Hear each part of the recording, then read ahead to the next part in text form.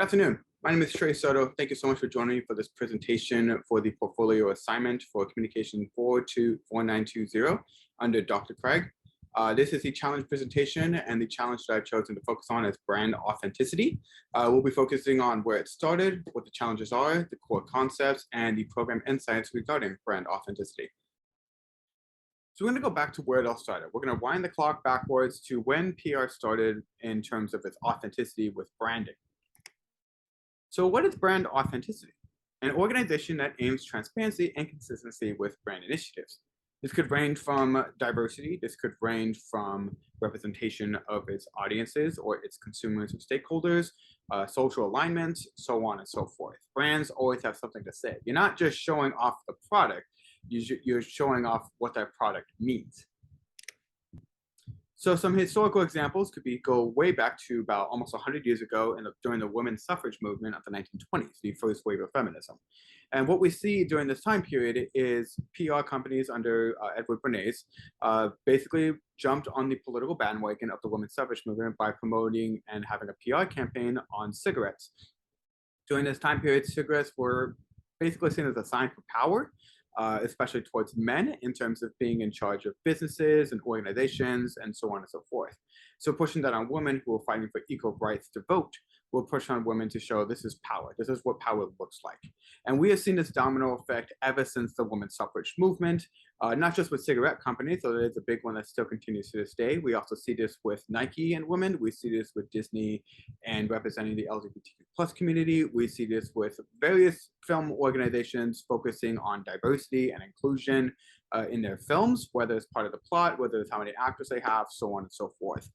So this is nothing new, and Edward Bernays consistently talks about this in his book Propaganda. He talks about, quote, "The three main elements of public relations are practically as old as society: informing people, persuading people, and integrating people with people. Of course, the means and methods of accomplishing these ends have changed as society changes. So as society changes, so does public relations. How they reach the consumers, what do they reach the consumers with? What is the overall message and the encoded messages behind those messages? Constantly, PR is changing with the times. And so with changing of the times comes challenges. And some of the challenges that have come up, especially in the past, probably in the past 5 to 10 years, has been inauthenticity and corruption. So basically what I mean by this is while companies may claim to represent their consumers or represent a specific audience, their actions speak otherwise due to what's happening behind closed doors. This could be ranging from cheap products, unfulfilled promises, or a gap in what they claim to represent. So a couple of examples of this could be Disney and the Don't Say Gay bill, which recently happened this past year regarding everything happening in Florida with the governor there. And people were demanding that Disney take a stand, considering their stance with LGBTQ+. And there was a lot of pressure on Disney to see if they were going to put their money where their mouth was. Another one also this past year was the Activision Blizzard sexual harassment lawsuit. So to keep it short, Activision Blizzard, some of their games, not all, but some, represent human rights, they represent equality, they represent helping one another during times of need and times of crisis.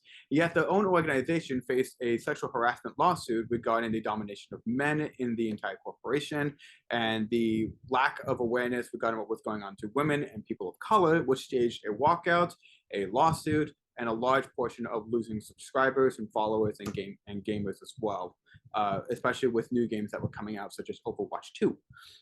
Fallout 76, the classic one that happened a couple of years ago. Bethesda Game Studios basically promoted false advertisement for one of their products.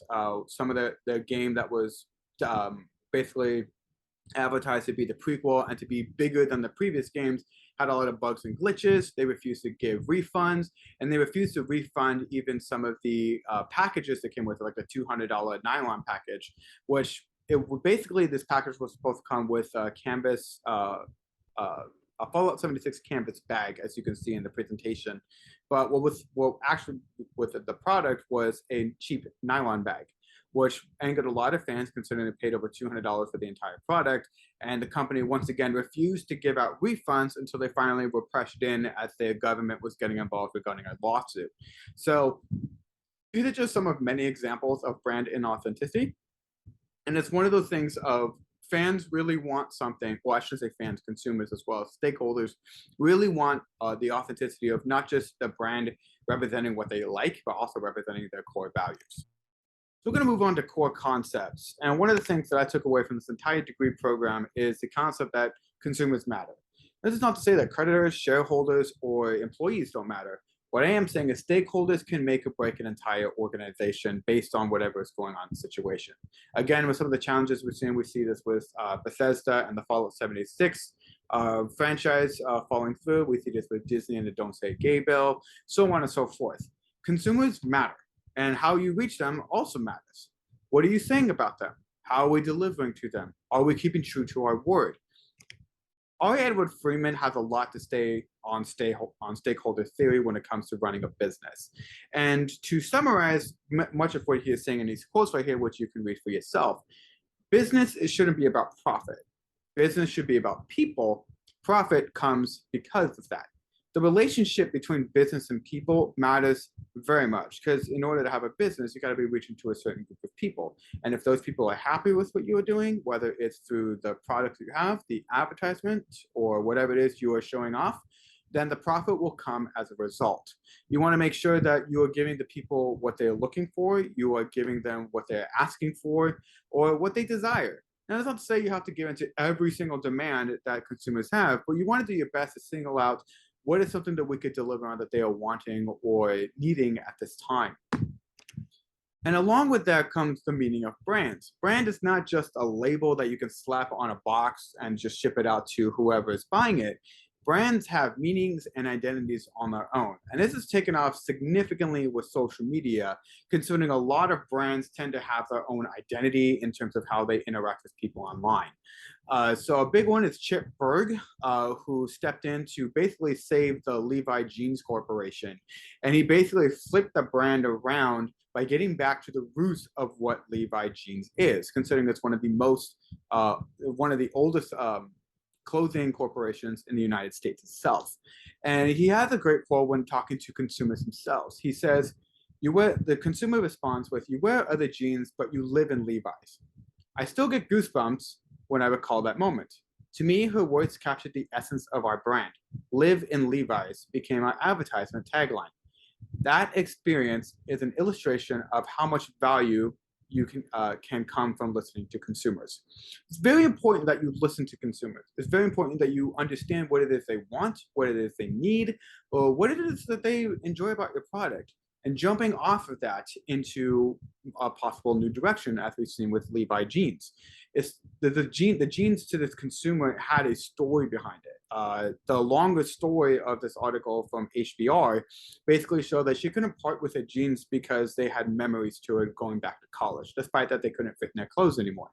And so the product of the jeans had a story behind it. And that's what products have at the end of the day. Brands have at the end of the day as well. They have a story behind it. They have meaning behind it. And people want what that meaning is. Another example of this is actually in a movie called Ford v Ferrari, and they were talking about like the branding of Ford, considering that they were kind of down in the dumps in terms of sales and marketing in the 1960s. And one of the marketing representatives said, "We need to look at some of our competitors like Ferrari. Ferrari isn't well known for making the most cars, but what their cars mean, and their cars mean victory. People want victory. What if our brand meant victory?" This could also be known as benchmark theory, and so basically studying competitors and seeing what you can improve on or find a way that they're not improving on and take over that area. So brands have meaning. They have a story behind it, and that's something that organizations need to consistently be aware of. So along with focusing on brand meanings and focusing on consumer stakeholders, we want to focus on program insights. So it's not enough to understand your consumers as stakeholders, you also have to understand how to reach them. And so one of the things I really took away from this entire degree course was the importance of decisive decision making, understanding your audience and industry, and authenticity in crisis communication. So in decisive decision making, I learned a lot about this in some of my courses that had to do with decision making, from business fundamentals to experiential learning, so on and so forth. And what I learned in these courses is the importance of having people who can disagree with you, whether it's personal or professional. So a CEO or manager shouldn't have just a bunch of yes people around them giving them the answers that they want. They should have people that disagrees with them so they can find the possibility of, hey, maybe we have a problem here, or maybe we're not fully focusing on our consumers the way we should. This is not to say that CEOs are looking for someone to fire or someone to pick a fight with, but definitely looking for that vulnerability to see what it is that we could actually work on as a company. Another one is overcoming confirmation bias. Is rather than looking at the whole picture to possibly see what the problem is, you're looking for confirmation bias for the answers that you think are the problem and that you want to be the problem, so you don't have to focus on possibly vulnerability or going a direction that may cause an apology or anything. And as a result, you could face backlash for it because you decided to look at it through your own lens rather than taking off rose colored confirmation bias glasses to see the big problem here. Another one is understanding your industry. In experiential learning and communication, we focus a lot on an industrial analysis report. My industrial analysis report focused on the importance of the film industry of 2018 and where that was going. I learned a lot in terms of understanding of the trends, what was not working, what's in decline, what's rising. This could range from diversity, this could range from the global box office, and this is especially played a little bit later during the pandemic when we saw the rise in streaming, which I was able to focus on in business fundamentals and to understand how can we reach people through streaming, especially in a time where streaming has just skyrocketed like never before with various companies. And another one is authenticity in communication crisis moments. So whenever there is a PR crisis, companies need to understand and take full responsibility, especially if it's something that one of their employees did, something that they personally made in terms of a decision, or somebody said something off the record that made it to mainstream news. There needs to be a sense of vulnerability. This is not just to show that, hey, look at us, we are taking responsibility. This also is a way to earn the trust of consumers back and your stakeholders as well. There has to be a level of authenticity and professionalism when it comes to these full responsibilities. This could even be going so far as to start an investigation, like we saw at Blizzard, firing certain people, such as we saw at Blizzard, and just overall fixing the product or fixing the situation as best as possible. That's not just for the sake of looking your best in the spotlight, but looking your best for your employees, looking your best for your shareholders, your consumers, your retailers, so on and so forth. So this is essentially all that I've taken away from this entire degree program. And the biggest challenge I really just enjoyed was understanding consumer stakeholders, because being a consumer myself, I do want a brand to represent me in a good way as one of many consumers. I do want a brand to see the importance of what we have to say and what we want or what we need. And if people, such as myself or others, are ignored, then the business is going in a way that's probably very selfish, that's more profit over people. And the importance is people come first, then the profit. That is my presentation for today. Thank you so much for this entire degree program, and thank you so much for your time. Let me know if you have any questions.